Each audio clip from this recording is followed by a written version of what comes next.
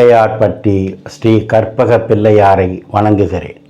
ஆதித்யாய சோமாய மங்களாய புதாயச குரு சுக்கிர சனி பெயர்ச்ச ராகுவே கேதுவே நமோ நமக.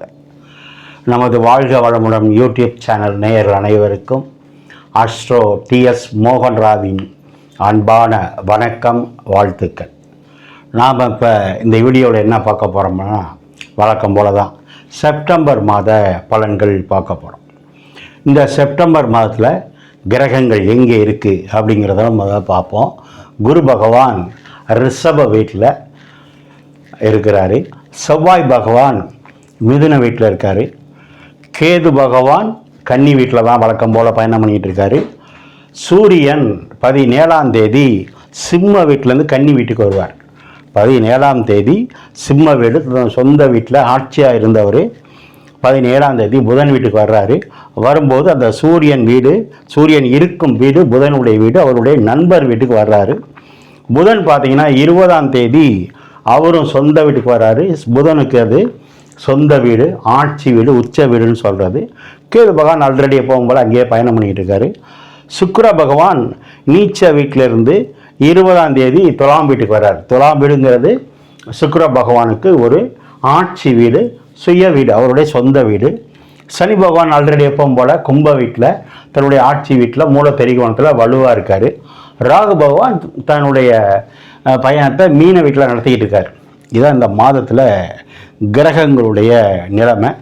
இந்த மாதத்தில் விசேஷங்கள் அப்படின்னு பார்த்தீங்கன்னா, செப்டம்பர் மாதம் 7ஆம் தேதி விநாயகர் சதுர்த்தி. விநாயகர் சதுர்த்தினா விநாயகருக்கு பிறந்த நாள், விநாயகருக்கு விழா, எப்படி வேணாலும் சொல்லலாம். நம்ம இல்லங்கள்லையும் சரி, நம்ம இருக்கிற ஊர்லேயும் சரி, ஒரு சில ஊர்களெல்லாம் பார்த்தீங்கன்னா 2-3 விநாயகர் இருப்பார் ஒரு தெருவிலே, ஒரு ஊருக்குள்ளேயே. விசேஷமான விநாயகர் கோவில் அப்படின்னா நம்முடைய பிள்ளையார்பட்டி கற்பக விநாயகர். அங்கெல்லாம் பார்த்தீங்கன்னா 1 மாத திருவிழா நடக்கும். தேரோட்டம், அன்னதானம், காவடிகள், கலை நிகழ்ச்சிகள், இப்படி பார்த்தீங்கன்னா அங்கே பிள்ளையார்பட்டியில் தமிழ்நாட்டில் மிகப்பெரிய ஒரு விசேஷம் விநாயகருக்குன்னா பிள்ளையார்பட்டி தான். அங்கே நம்ம தமிழ்நாட்டு மக்கள் மட்டுமல்ல, இந்தியா முழுவதும் இருக்கிற மக்கள் வந்து போவாங்க. அது மாதிரி உலக நாட்டு தலைவர்களும் வந்துட்டு போவாங்க. அப்படி ஒரு சுயம்பாக வந்த விநாயகர் கற்பக விநாயகர் பிள்ளையார்பட்டி. அதே மாதிரி நம்முடைய திருச்சியில் மலைக்கோட்டை பிள்ளையார், அவர் ரொம்ப விசேஷமான பிள்ளையார். தமிழ்நாட்டில் அங்கேயும் வெகு சிறப்பாக இருக்கும். பாண்டிச்சேரியில் மடக்குள விநாயகர், இன்னும் பல ஊர்களில் விசேஷமான கோவில்கள், விநாயகருக்குன்னு தனி கோவில் இருக்குது. ஏன் ஒவ்வொரு வீட்லேயும் அன்றைய தினம் விநாயகர் சிலையை கொண்டாந்து வச்சு அர்ச்சனைகள், அபிஷேகங்கள் செஞ்சு விழா கொண்டாடுவாங்க. அப்படி கொண்டாடக்கூடிய நாட்டு மக்கள் அனைவருக்கும் நம்ம சார்பாக, நம்முடைய யூடியூப் சார்பாக அனைவருக்கும் அன்பான அந்த விநாயகர் சதுர்த்தி வாழ்த்துக்களை தெரிவிச்சுக்கிறோம். இப்போ நேயர்கள் நீங்கள் என்ன பண்ணுறீங்கன்னா, வழக்கம் போல தான் உங்களுக்கு இந்த சேனல் இப்போ தான் முத பார்க்குறீங்க அப்படின்னா லைக் பண்ணுங்கள், சப்ஸ்கிரைப் பண்ணிக்கோங்க, உங்கள் உறவினர் நண்பர்கள் சொல்லுங்கள்.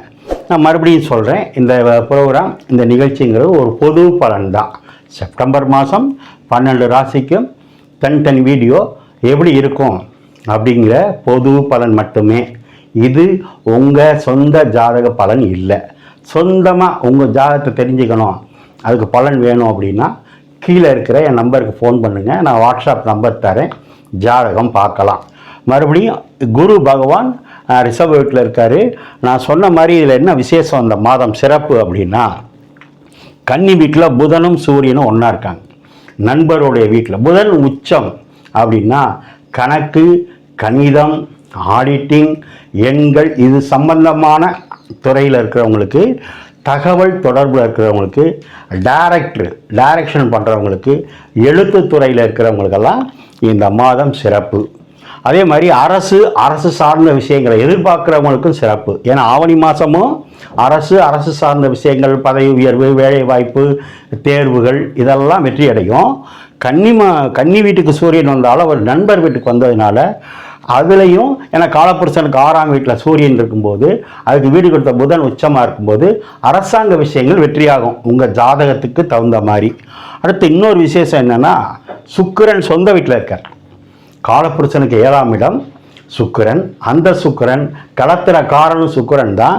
அப்போ 7ஆம் வீட்டில் ஆட்சியாக இருக்கும்போது அப்போ இந்த மாதம் என்ன ஆகும்? ஆவணி, செப்டம்பர், ஆவணி, புரட்டாசி, ஐப்பசி வரைக்கும் திருமணங்கள் நிறைய நடக்கும். யாருக்காவது திருமணம் லேட் ஆகுது அப்படின்னா இந்த மாதம் நடப்பதற்கு வாய்ப்பு இருக்குது. அது அக்யூரேட்டாக வேணும்னா உங்கள் சொந்த ஜாதகத்தில் நல்ல தசாபுத்தி நடக்குதான்னு பார்த்துக்கணும். இன்னொன்று என்னென்னா, சனி பகவான் தன்னுடைய சொந்த வீட்டில் ஆட்சியாக இருக்கார். அப்போ தீர்ப்புகள், கோர்ட்டில் நீதிமன்றங்கள் நடக்கிற தீர்ப்புகளுக்கெல்லாம் நல்ல நியாயமான, நேர்மையான, சரியான தீர்ப்புகள் வெளிவரதுக்கு வாய்ப்பு இருக்குது.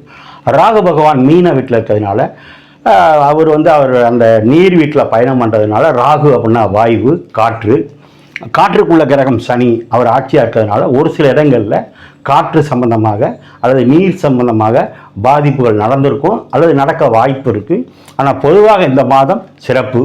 செவ்வாய் பகவான் பார்த்தீங்கன்னா காலபுருஷனுக்கு 3ஆம் இடத்துல தைரியம், வீரியம், கீர்த்தி, புகழ், அந்தஸ்துன்னு சொல்கிற இடத்துல செவ்வாய் இருக்கார். பொதுவாக 3ஆம் இடத்துல, காலபுருஷனுக்கு 3ஆம் இடத்துல செவ்வாய் இருக்கும்போது விளையாட்டு வீரர்களுக்கு நல்லது, அரசியல்வாதிகளுக்கும் நல்லது, அரசு துறையில் இருக்கிறவங்களுக்கும் நல்லது.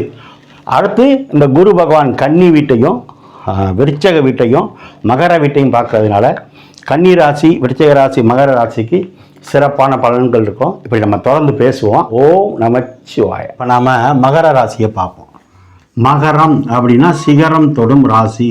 நம்ம ஏற்கனவே பேசியிருக்கோம். நான் வச்சுருக்க பேர், வாழ்க்கையில் ஒரு நாள் இந்த பூமியில், இந்த பூலோகத்தில் சிகரத்தை தொட்டே தருவாங்க. அந்த ராசி மகர ராசி.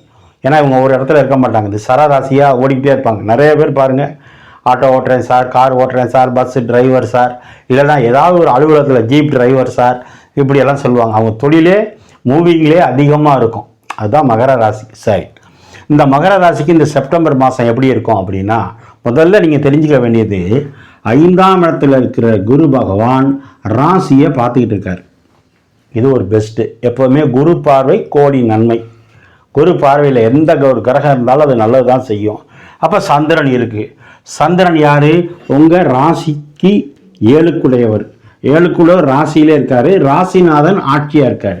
ரொம்ப பேர் என்ன சொல்கிறீங்க சார், 7 சனி முடிஞ்சுங்கிறாங்க சார், 5 வருஷம் முடிஞ்சுனாங்க சார், இன்னும் அப்படியே தான் சார் இருக்குன்னு. உண்மையிலேயே கிட்டத்தட்ட ஒரு 3-4 மாதமாகவே படிப்படியாக ஒரு முன்னேறி வந்துக்கிட்டு இருக்கீங்க மகர ராசிங்கிறது உண்மை. இந்த சனி இங்கே போயிட்டாருன்னா அதுவும் கிடையாது. அதுக்கு நான் விளக்கம் கொடுத்துருக்கேன். இந்த சனி பகவான் இங்கே போகிறதுக்குள்ள ஒரு கணிசமான தொகையை அவங்க கொடுத்துட்டு போவார். திருமணம் இல்லாதவங்களுக்கு திருமணத்தை நடத்தி வைப்பார். குரு பார்வை இருக்கிறதுனால குழந்தைய கொடுப்பாரு. வீடு கட்டுறவங்களுக்கு வீடு கட்டிக்கலாம். புதிய வேலை கிடைக்கும். எந்த தப்பும் இல்லை, மாற்றமும் இல்லை, நடக்கும். 2025 நீங்கள் ஒரு ஆளாக இந்த பூமியில் இருப்பீங்க. இது உண்மை. சரி, அடுத்து இப்போ உங்களுக்கு என்ன இங்கே நடக்குது? உங்களுக்கு யோகாதிபதி 5-10 சுக்கிரன் ஆட்சியாக இருக்கார், வலுவாக இருக்கார். மகரத்துக்கெல்லாம் சிகரம் தொடணும்னா உங்களுக்கு யோகாதிபதி யார்? 5-10 5ன்னா அதிர்ஷ்டம். நிறைய பேசியிருக்கோம். பூர்வீகம், தாய்மாமன் சேரு, உயர்கல்வி, ப்ரமோஷன், ஜோதிடம், இப்படி நிறையா சொல்லியிருக்கோம். அந்த அதிர்ஷ்டத்தை கொடுக்குற கிரகம் 10ஆம் இடத்துல ஆட்சியாக இருக்குது, பவராக இருக்குது. சொந்த வீட்டில் ஆட்சியாக இருக்குது. 10ஆம் இடமும் ஆட்சியாக இருக்குது. 5 குடையவன் அவர் 10ல் ராசிக்கு 10ல் ஆட்சியாக இருக்குது. பணம், ஜீவனம் சொல்லக்கூடிய சனி பகவான் 10ஆம் பார்வையாக உங்களுக்கு 11ஆம் இடத்தை பார்க்குறார். அப்போ 10-11 வலுவார். 10ன்னா தொழில், 11ன்னா லாபம். அப்போ மகர ராசியை குருவும் பார்க்குறாரு. அந்த லாபஸ்தானத்தையும் குரு பார்க்குறாரு. 9 பாக்கியஸ்தானத்தையும் குரு பார்க்குறாரு. 9-11 ராசி வலுவாக இருக்குது. நீங்கள் நல்லா இருக்கீங்க, உங்கள் பாக்கியஸ்தானம் நல்லா இருக்குது, தொழில் ஸ்தானம் நல்லா இருக்குது, லாபஸ்தானம் நல்லா இருக்குது. இதை விட வேறு என்ன வேணும்? தனஸ்தானத்தில் சனி ஆட்சியாக இருக்கார், ஜீவனகாரன். மெதுவாக தான் கொடுப்பார். ஏன்னா சனி ஸ்லோ பிளானட். 2.5 வருஷம் ஆகும் இங்கே எதுவும் நடந்து போகிறதுக்கு. இப்போ கிட்டத்தட்ட 1 வருஷம் ஆயிடுச்சு. அப்போ கொஞ்சமாக கொடுத்து இங்கேருந்து முடிஞ்சு இங்கே போகிறதுக்குள்ளே நல்ல வருமானத்தை கொடுப்பாரு, நல்ல தொழிலை கொடுப்பாரு, குடும்பத்தை அமைச்சு கொடுப்பாரு. குழந்தை இல்லையேங்கிற கவலையில் இருக்கவங்க அவ்வளோ பேருக்கும் குழந்தையை கொடுப்பாரு. இங்கே என்ன ப்ராப்ளம் அப்படின்னா, மகர ராசியில் உத்திராட நட்சத்திரம் இருக்குது. உத்திராட நட்சத்திரம்னாலே குரு தோஷம் உள்ள நட்சத்திரம்னு ஒன்று இருக்குது ஜோதிடத்தில். அப்படின்னா யாராவது குழந்தைக்கு லேட் ஆகுதுன்னு சொன்னால் இந்த குரு பார்வை இப்போ ராசிக்கு இருக்கிறதுனால, இந்த சந்திரன் உங்கள் 7 மனைவி உள்ள கிரகம்ங்கிறதுனால அதை குரு பார்க்கும்போது குழந்தை இல்லைங்கிற பேச்சு இல்லை. ஒரு மைனஸ் ஆகியிருந்தாலோ ஒரு தவறு நடந்திருந்தாலோ இந்த மாதம் கரு உருவாகும், திருமணமும் நடக்கும். யாருக்காவது திருமணம் லேட்டாக இருக்குன்னா அவங்களுக்கு திருமணம் நடக்கும், குழந்தையும் பிறக்கும். ஏன்னா மகரத்துக்கெல்லாம் சந்திரனே ராசியில் வந்து இருந்தால் ஒரு சிலருக்கு லட்சத்தில் ஒருத்தருக்கு இருதார யோகம் சொல்கிறது. அதுக்கு பல விஷயங்களை ஜாதகத்தில் பார்க்கணும். அப்படி இருந்தால் கூட அவங்களுக்கும் 2வது திருமணம் நடக்க வாய்ப்பு இருக்குது. சரி, பாக்கியஸ்தானத்தில் புதன் உச்சமாக இருக்குது.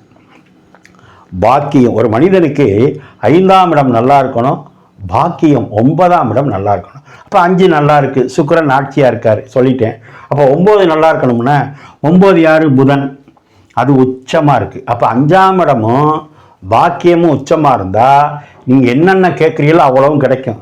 அது 30 வயசுக்கு மேலே இருக்கிறவங்களுக்கு சிறப்பு. இடம் வாங்கலாம், வீடு கட்டலாம், கட்டடம் கட்டலாம், ப்ரொமோஷன் கிடைக்கும், குழந்தை பாக்கியம், திருமணம். சூரியன் போய் அங்கே இருக்குது. புதனோட சூரியன் சேரும்போது அரசாங்கத்தால் தேவையான அத்தனை விஷயங்களுக்கும் லாபமாக இருக்கும். 9ஆம் இடம் வலுவாக இருக்குது. அந்த 9ஆம் இடத்தை குரு பார்க்குறாரு.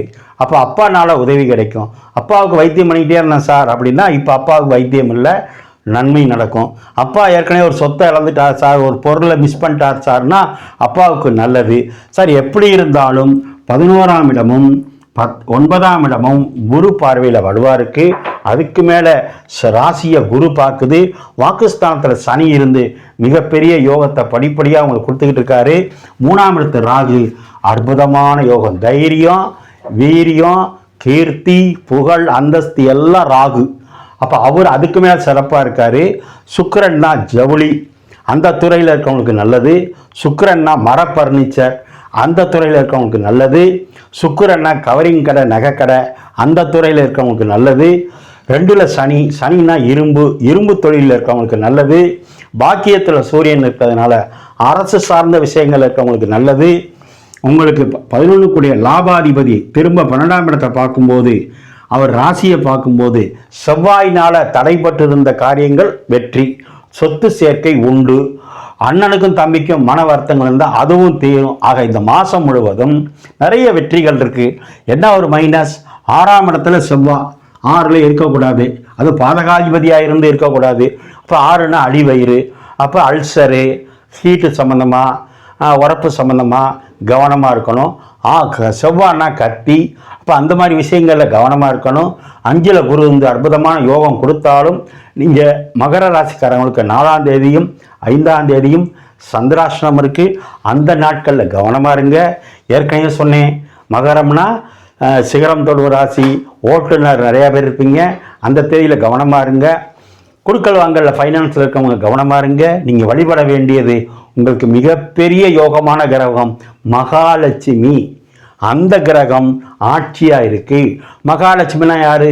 ஸ்ரீரங்கம் பெருமாள் மகாலட்சுமி பெருமாள் கோவில் போகிறது, மகாலட்சுமி வழிபாடு பண்ணுறது நல்லது. வீட்டுக்கு வர்ற ஒவ்வொரு மனைவியும் நமக்கு மகாலட்சுமி தான். அப்போ மனைவியை மதித்தாலும் தாயும் ஒரு வகையில் மகாலட்சுமி. அம்மாவை மதிக்கிறது, மனைவியை மதிக்கிறது, கோவிலில் இருக்கிற மகாலட்சுமியை வழங்குவது இந்த மாதம் சிறப்பு.